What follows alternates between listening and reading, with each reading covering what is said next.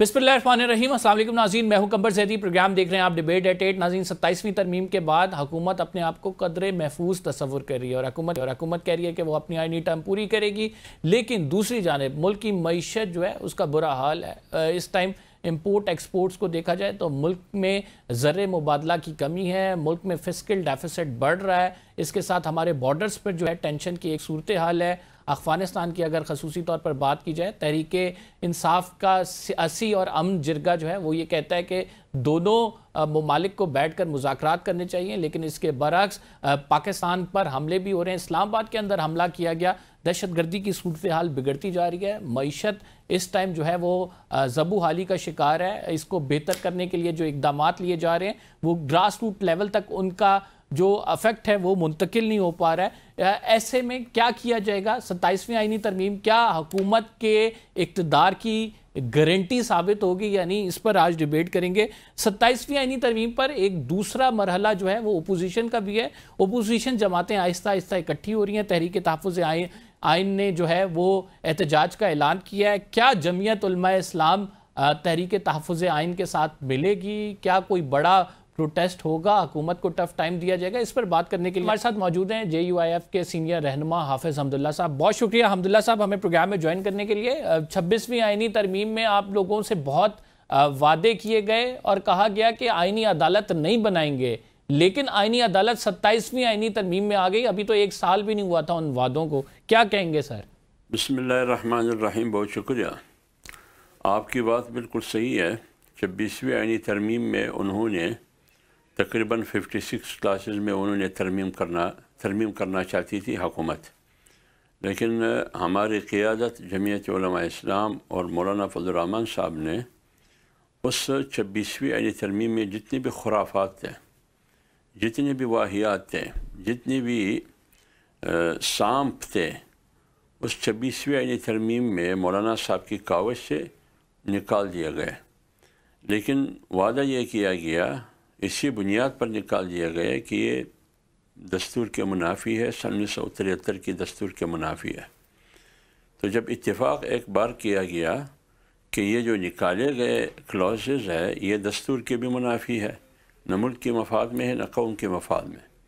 अब साल गुज़रने के बाद 27वीं आइनी तरमीम के ज़रिए दोबारा उन्हीं चीज़ों को, उन्हीं तरामीम को आइन का हिस्सा बनाना चाहती है हुकूमत, और बना भी दिया। तो इस सिलसिले में जमीयत उलमा इस्लाम ने हुकूमत को यही मौक़िफ़ सामने रखा कि ये तो वही तरामीम है जो हम में यानी जमीयत उलमा इस्लाम, पीपल्स पार्टी और PMLN ने इत्तेफाक किया था इस बात पर कि इसको हम नहीं छेड़ेंगे दस्तूर को इन तरामीम के हवाले से जो तरामीम आप 27वीं तरमीम में लाना चाहती है और 26वीं आइनी तरमीम से हमने इत्तेफाक से निकाल दिया है। तो फिर क्या मजबूरी है आप पर, हुकूमती पार्टियों पर, PMLN और पीपल्स पार्टी की के लिए क्या मजबूरी है, उन पर क्या दबाव है, क्या प्रेशर है, किसका खौफ है कि आप उन्हीं चीज़ों को दस्तूर का हिस्सा बनाना चाहते हैं जिन चीज़ों पर आपने मुझसे इत्तेफाक किया कि ये दस्तूर में इस किस्म की तरामीम ये 73 की आइन की रूह के ख़िलाफ़ है। तो लिहाजा इसको हम फ़्रॉड समझते हैं। ये सिर्फ मेरे साथ JUI के साथ, JUI की क़ियादत के साथ फ़्रॉड नहीं है, धोखा नहीं है, बल्कि ये आइन के साथ धोखा है।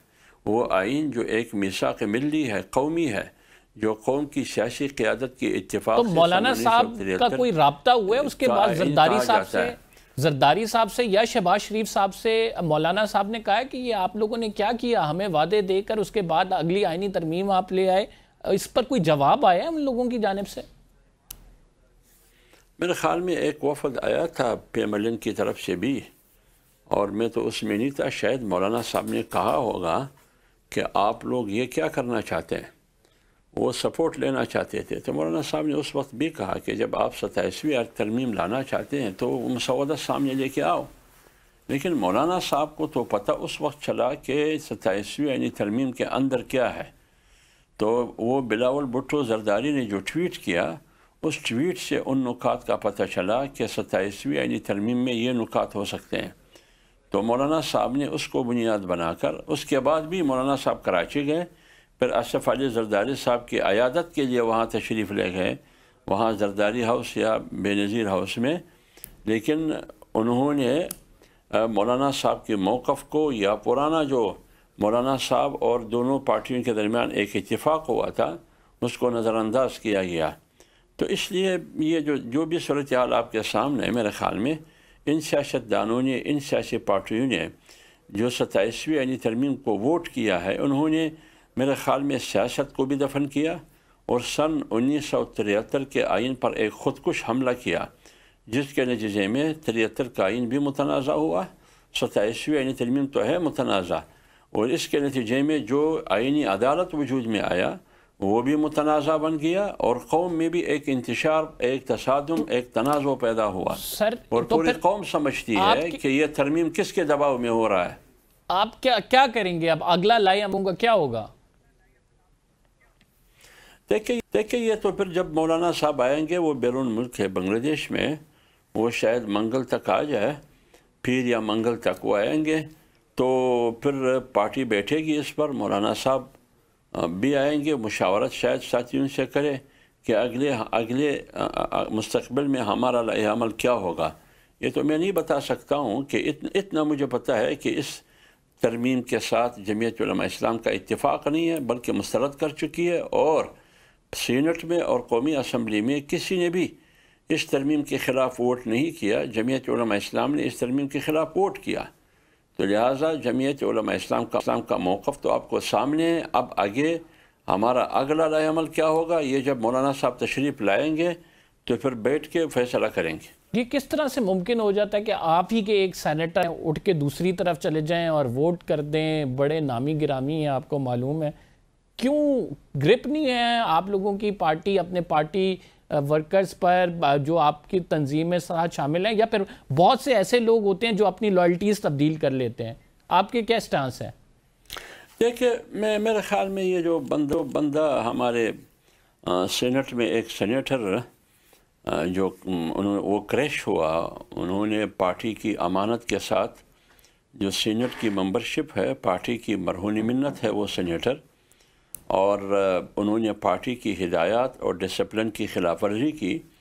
اس کا مطلب یہ ہے کہ انہوں نے بہت بڑی خیانت کی، اور جب خیانت کی تو پھر اس ووٹ کے ساتھ، ان ہزاروں لاکھوں ووٹوں کے ساتھ جو بلوچستان کی 10-12 اسمبلیوں نے لاکھوں ووٹ لیے تھے، ان لاکھوں ووٹوں کی نمائندگی کرتے ہوئے اس امانت کا خیال نہیں رکھا گیا، پارٹی کی ڈسپلن کا خیال نہیں رکھا گیا، بلکہ وہ طاقت کے حصار میں آیا، انہوں نے ٹیشو پیپر کی طرح اس کو استعمال کیا، پھر جاتے ہوئے وہ راستہ بھی بھول گئے کہ ہم نے کس راستے سے جانا ہے،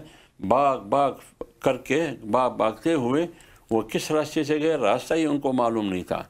تو اتنی بڑی شرمندگی کی کیا بات تھی؟ کیوں خواہ آپ نے اپنے آپ کو اس شرمندگی کو کہتے ہیں کہ آپ کو راس آئی؟ تو جمعیت علماء اسلام نے اس کے خلاف فیصلہ بھی کیا ہے، آپ نے میڈیا پر دیکھا ہوگا کہ اس کی رکنیت ختم کی گئی ہے۔ اگلا لائحہ عمل پارٹی کی فیصلے کے مطابق وہ یہ ہے کہ وہ سینٹ کی ممبرشپ سے مستعفی ہو جائے، اگر نہیں ہوں گے پھر قانونی چارجوئی پارٹی کرے گی۔ یہ کس طرح سے ہو جاتا ہے حافظ صاحب کہ فیصل واڈا ہیں، محسن نقوی ہیں، پھر سیف اللہ ابڑو ہو گئے، یہ آپ کے جو ہیں والے سینیٹر ہو گئے، کس طرح سے پارٹیوں کے اندر سرائیت کر جاتے ہیں، اور پھر وقت آنے پر ایک دم سے جب سارے ایکسپیکٹ کر رہے ہوتے ہیں کہ پارٹی پالیسی لائن ڈیفرنٹ ہے، تو یہ ڈیفرنٹ طریقے سے ووٹ کر کے کسی اور جانب جا کے لائلٹی چینج کر کے جو ہے وہ سب کو حیران کر دیتے ہیں؟ تو یہ ہو کس طرح سے جاتا ہے؟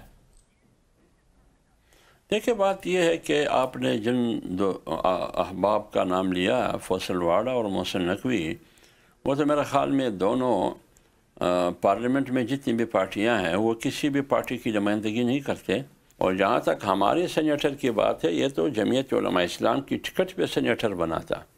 تو جب جمعیت علماء اسلام کی ٹکٹ پہ سینیٹر بنایا تو یہ مکلف ہے اس بات پر کہ وہ پارٹی کی ڈسپلن کے مطابق جو بھی فیصلہ ہوگا اسی کے مطابق انہوں نے چلنا ہوگا۔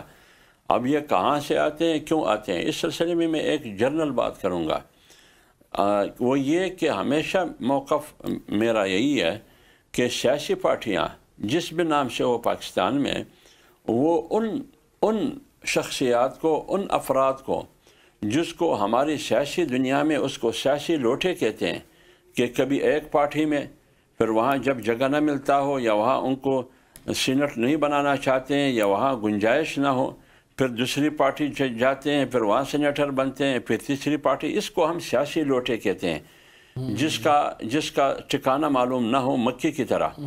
سیاسی پارٹیوں کو ہونا چاہیے کہ ان جیسے لوگوں پر سیاست کا دروازہ بند ہونا چاہیے. آپ 2027 تک یا 2030 تک بڑی سموتھ ڈرائیو دیکھ رہے ہیں کہ معاملات بڑے کنٹرول میں اسی طرح آگے چلے گا سسٹم؟ دیکھیں میری بات سنیں کہ جنرل ضیاء نے بھی میرے خیال میں 8ویں ترمیم کی اور سمجھا کہ میں مضبوط بھی ہوں گا اور محفوظ بھی ہوں گا، اور 58 کے اختیارات بھی ان کے ہاتھ میں تھے، لیکن نہ جنرل ضیاء رہا، نہ 58 رہی، نہ 8ویں ترمیم رہی. اور جنرل مشرف کو تو اتنے اختیارات ملے کہ انہوں نے خود آئین بنایا، 73 آئین کے مقابلے میں ایک اپنا آئین بنایا. لیکن جنرل مشرف کہاں ہے؟ اس کی انہوں نے جو بنایا تھا خود ساختہ آئین اور دستور، جو اپنے آپ کو اس کے ذریعے وہ مضبوط بھی سمجھتے تھے اور مکھے بھی دکھاتے تھے، وہ آئین کہاں ہے ان کا جو انہوں نے بنایا، اور وہ مکہ کہاں ہے؟ تو لہٰذا تاریخ یہ بتاتا ہے کہ اس قسم کی طاقت بھی میرے خیال میں ٹھیک نہیں ہے، خطرناک ہے. اللہ نہ کرے کہ یہ ملک ایک بہت بڑے سانحے کے ساتھ ان کا سامنا ہو. لیکن حکومت اپنے آپ کو محفوظ سمجھتے ہیں، یا 27ویں یعنی ترمیم کے ذریعے جن شخصیات کو قوت ملی، ان کو تحفظ ملی، یہ اس کے لیے نیک شگون نہیں ہے. ٹھیک ہو گیا، ایک چھوٹا سا بریک لیں گے. We will be right back after this short break. حافظ ساتھ ہی موجود رہیں گے، آپ کہیں مت جائیے گا.